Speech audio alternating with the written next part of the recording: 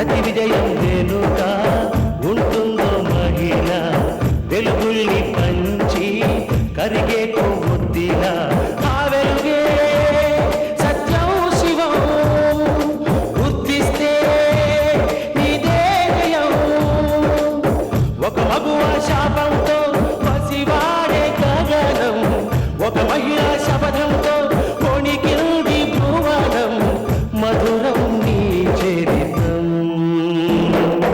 ఓ మగువా జయీ భవ ఓ మహిళా విజయీ భవ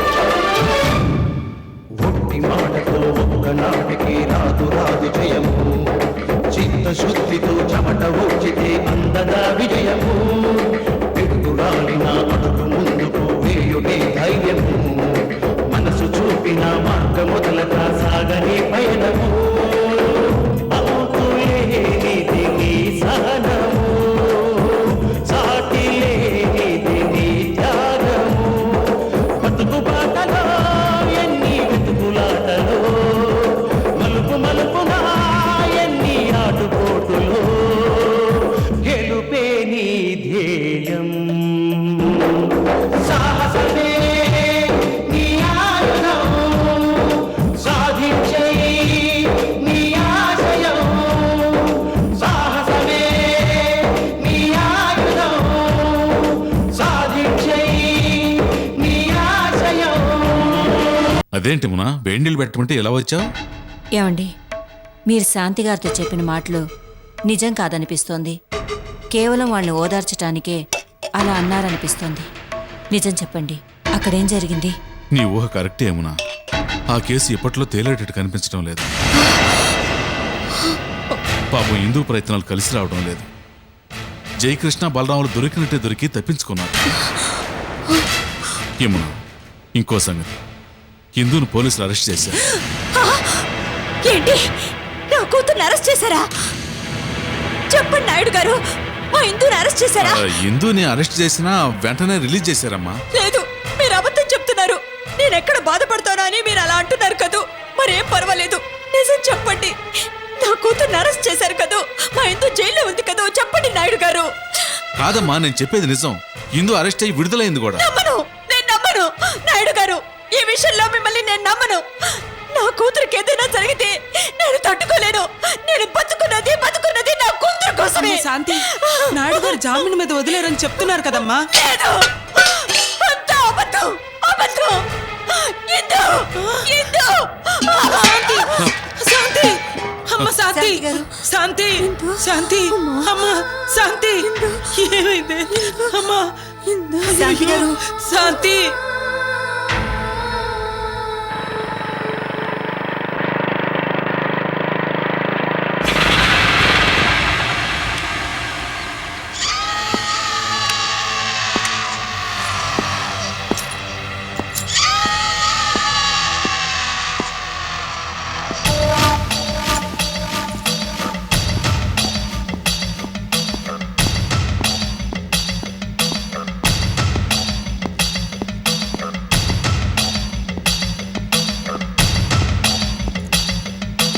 హలో,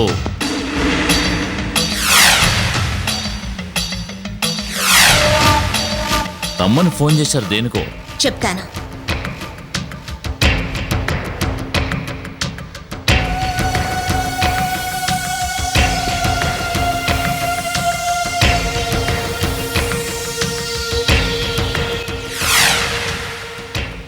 చూడు దుర్గాప్రసాద్, నేను చెప్పేది చాలా జాగ్రత్తగా వినాలి.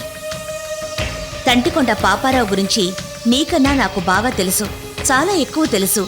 ఇప్పుడంటే వృద్ధనారి పతివ్రత కబుర్లు చెప్తున్నాడు గాని అతను చేసినన్ని దారుణాలు, దౌర్జన్యాలు, హత్యలు, రౌడీ రాజకీయాలు ఈ సిటీలో ఇంకెవ్వరూ చేసుండరు.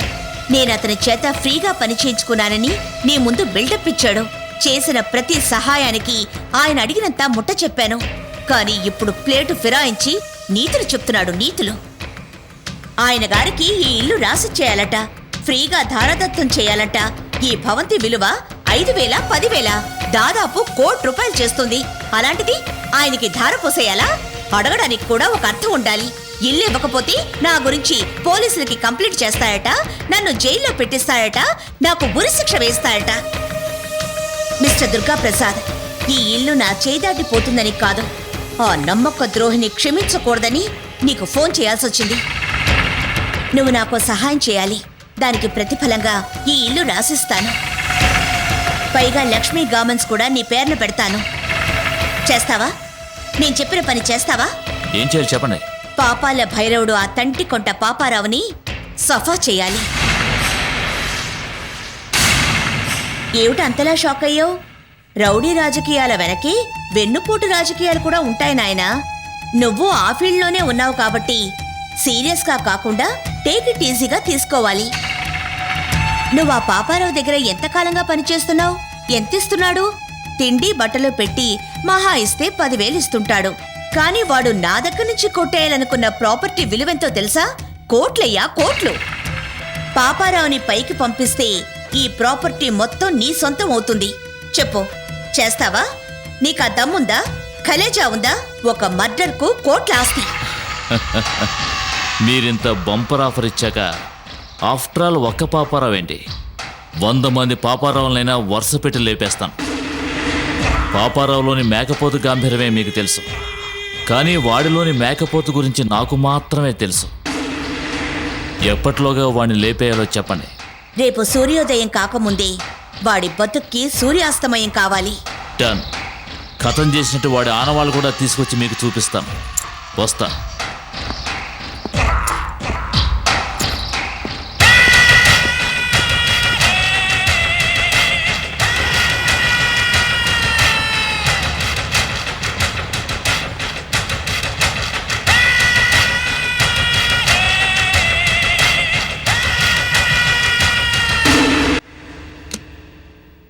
చాలా నీరసంగా ఉన్నారు. విశ్రాంతి తీసుకుంటే సరిపోతుంది. టెన్షన్ పడకుండా ఉండమని చెప్పండి. నేను మళ్ళీ సాయంత్రం వస్తాను. అలాగేనండి.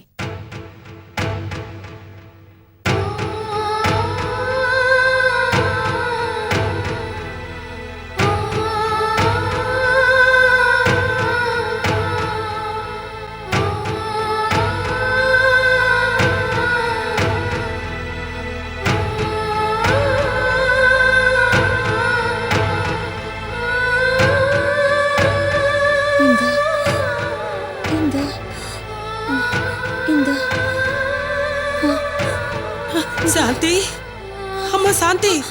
ఇందో శాంతి గారు, ఇటు చూడండి. మిమ్మల్ని పూర్తిగా రెస్ట్ తీసుకోమన్నారు డాక్టర్ గారు. దేని గురించి టెన్షన్ పడతామా? నా కూతురికి ఏమైంది? ఎందుకేం కాలేదు, క్షేమంగా ఉందని చెప్తున్నాం కదమ్మా. నమ్మను. ఈ విషయంలో మీ మాటలు నమ్మలేకపోతున్నాను నాయుడు గారు. ఇందరూ చూడాలి, నా కూతుర్ని చూడాలి. ధ్యాస అంతా దాని మీదే ఉంది.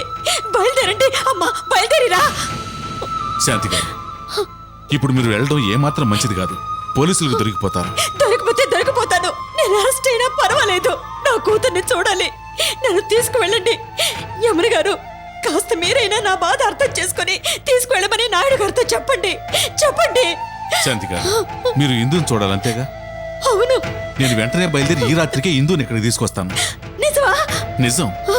ఇప్పుడు మిమ్మల్ని తీసుకెళ్లానంటే పోలీసులకు దొరకటం ఖాయం. కూతుర్ని చూడాలన్న బాధతో మీరు అలా అంటున్నారు, కానీ వెళ్ళటం ఎంత ప్రమాదమో నాకు తెలుసు. ఎంతకాలం మిమ్మల్ని కాపాడి ఇప్పుడు నా చేతులతోనే పోలీసులకు అప్పగించలేను. నేను వెంటనే బయలుదేరి ఈ రాత్రికే ఇందుని ఇక్కడికి తీసుకొస్తాను. మీరు విశ్రాంతి తీసుకోండి. ఏమన్నా, నేను వెళ్ళొస్తాను.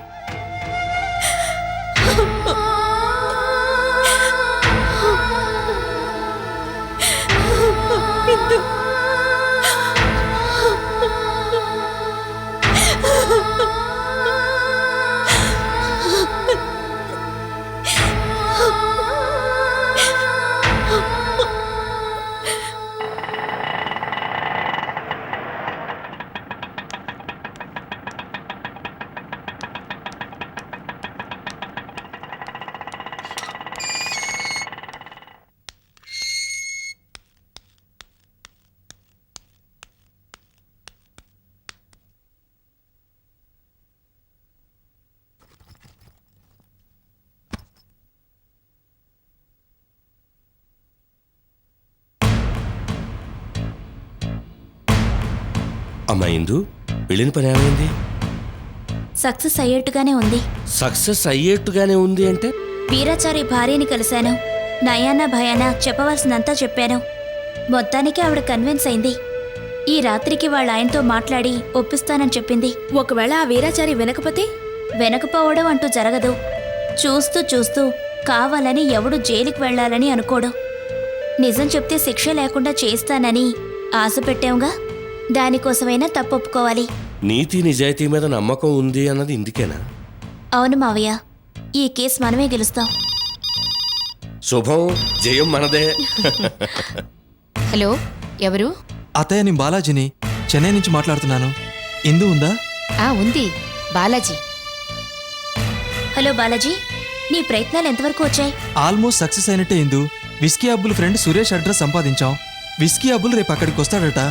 నేను మా ఫ్రెండు పోలీసులతో సహా సురేష్ ఇంటి ముందరే కాపలా కాస్తున్నాం. కాస్త జాగ్రత్తగా ఉండు, మొన్నట్లాగా వదిలేకే. ఈసారి అలా ఎందుకు చేస్తాం? పోలీసులతో సహా ఉన్నాం. వాడు రావడం ఆలస్యం, మనకు దొరికినట్టే. అవును, అక్కడ సంగతులేంటి? అమ్మ అమ్మమ్మ నాయుడు గారు ఊళ్ళో ఉన్నారు. పెద్దన్నయ్య బలరాం మావయ్య లాచూకి ఇంతవరకు ఏం తెలియలేదు. సైన్యడమ్మిన వీరాచారి అప్రూవర్గా మారే అవకాశం ఉంది. అదేమిటో రేపటికి తెలుస్తుంది. సరే, ఉంటాను. ఓకే ఇందు.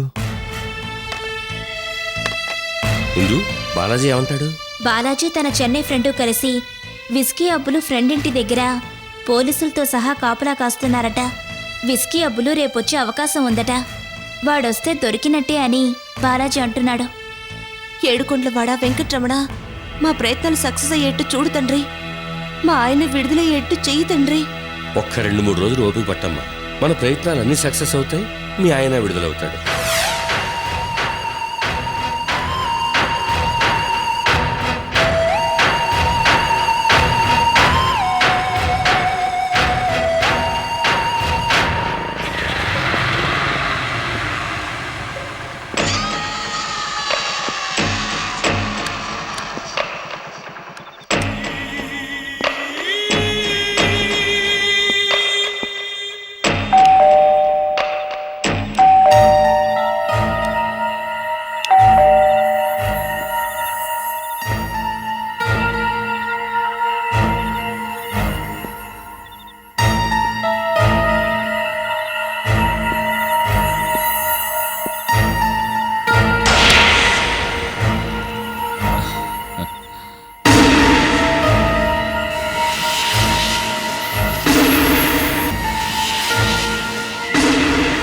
Success, operation success Sita madam.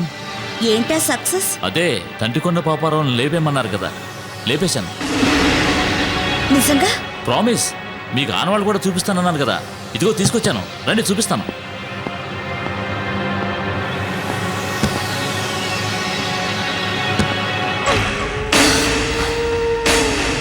Hand, Paparao hand. మంచి తయారీ తిండి తింటాడు, అందుకే కండబట్టి ఎలా ఉందో చూసారా? 4 వేలకే ఉంగరాలే. ఆ బొటన వేలు కూడా వేసుకుని ఉంటే బాగుండేది. ప్రజల సొమ్ము, పాపం సొమ్ము. అర్ధాంతరంగా కీర్తి చేసుడైపోయాడు పాపం, పూర్ ఫెలో. థ్యాంక్స్, చాలా థ్యాంక్స్ దుర్గా ప్రసాద్. మీరు చెప్పే బోర్డు థ్యాంక్స్ కోసం కాదండి నేను ఇంత రిస్క్ చేసింది. ఈ లక్ష్మీ నిలయం, లక్ష్మీ గార్మెంట్స్ నాకు రాసిస్తానన్నారు కదా, అందుకే చేశాను ఈ హత్య.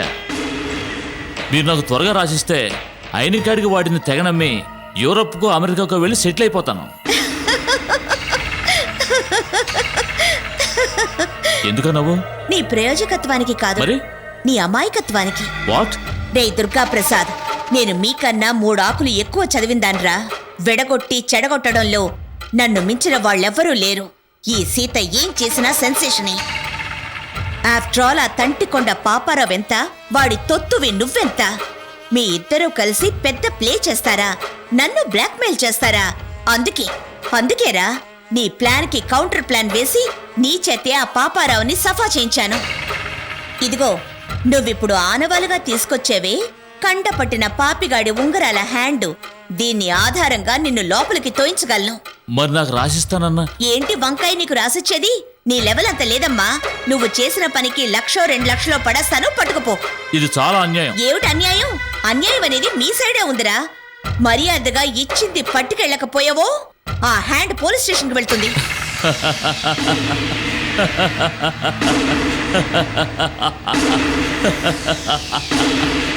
ఎందుకా నవ్వు?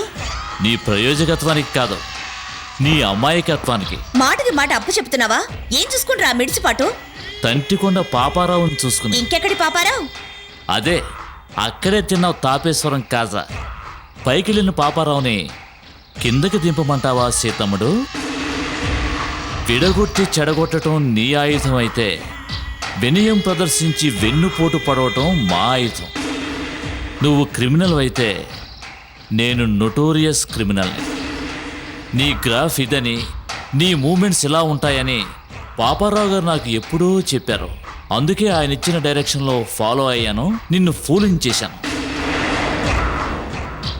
పాపారావు గారు రండి.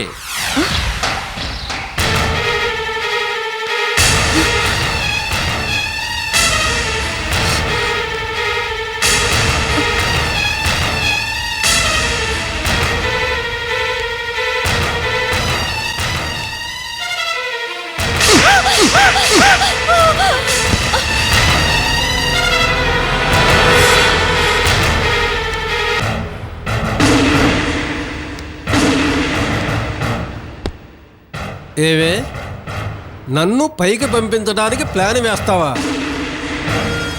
నా మనిషి చేతే నన్ను చంపించడానికి చూస్తావా? నా మర్డర్ సర్వీస్ అంత లేదే నీ వయసు. నేను ఇప్పటిదాకా ఎంతమందిని లేపేశానో తెలుసా? నిన్నగాక మొన్న శతమర్డరోత్సవం జరిగింది. చాలా పెద్ద పెద్ద మాటలు మాట్లాడావంట. మళ్ళీ లాగిపెట్టి ఒక్కటిచ్చానంటే కిక్కురు మనకుండా నెత్తురు కక్కుకొని చస్తావు. అడబాల ధర్మారావు గారి ముఖం చూసి నిన్ను వదిలేస్తున్నాను. చూడు, నీకిచ్చిన 48 గంటల గడువులో 24 గంటలైపోయాయి. ఇక బ్యాలెన్స్ ఒక్కరోజే ఉంది. ఆ 24 గంటల్లోగా ఈ ఇల్లు నాకు రాసివ్వాలి. పోలీసులు నిన్ను శిక్షించడం మాట అటుంచు, నేనే నీకు వేస్తాను పెద్ద శిక్ష. పదరా.